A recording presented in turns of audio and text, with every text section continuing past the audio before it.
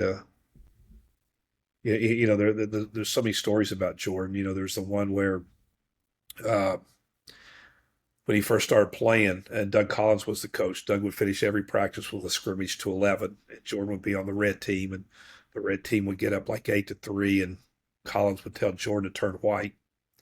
Of course, it'd piss him off, but then Jordan would come back and said 80% of the time the white team would come back and win.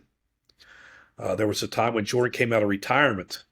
He went to baseball and played for a year, and he came back in his very first practice with Chicago. They have a great practice, and Phil Jackson calls him in the circle and says, "Hey guys, great job. Let's come back and do it again tomorrow." And the Bulls start walking to the locker room, and Jordan walks to the other end, starts running wind sprints by himself. And then, of course, what does his teammates do? Michael Jordan needs to run wind sprints, so they come back and they run wind.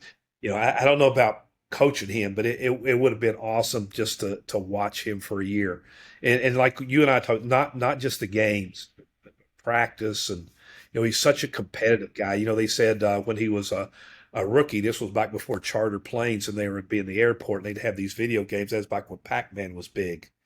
Uh, and his rookie year, he get his butt beat by the veterans in Pac-Man. They said his second year he killed everybody. And he had a Christmas party at his home, and Scottie Pippen accidentally walked into a room, and there was a Pac-Man game. I mean, that's how that dude's wired. He was going to figure out how to beat you at Pac-Man. I mean, that's a different kind of dude right there. But it have been fascinating to watch him in team meetings, and when he had individual meetings with Phil, and just I think it'd be fascinating. One of the things I think of, you reminded me because you mentioned the Pac-Man game, is when they asked MJ about his gambling problem. And he said, "I don't have a gambling problem. I have a competitiveness problem." I was Hey, like, it's true. Here's one of my favorite Jordan stories I heard.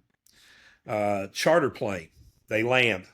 Uh, Guys start filing off. Jordan lays back, tells the flight attendant, do you have any control over which bag comes off on the conveyor belt first? And she said, well, I'm sure I can arrange something. What do you need? She said, well, we have all these big black bags, and they have our numbers. And I need bag number 23 to come off that conveyor belt first. And she said, well, I think I can take care of him. Jordan rolls out a few $100s and gives it to her, says, here, you take care of it. So, they're all how you do, you stand around the conveyor belt. You're just sitting there, you're just talking and thinking. And Jordan says, what the heck? I got $1,000. Mine's the first one to come off.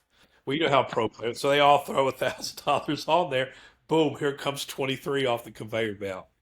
So I tell that story because Jordan's going to find a way to beat you. If you find a player that, like you said, is so competitive, he's going to find a way to beat you. But he was wired like that for everything.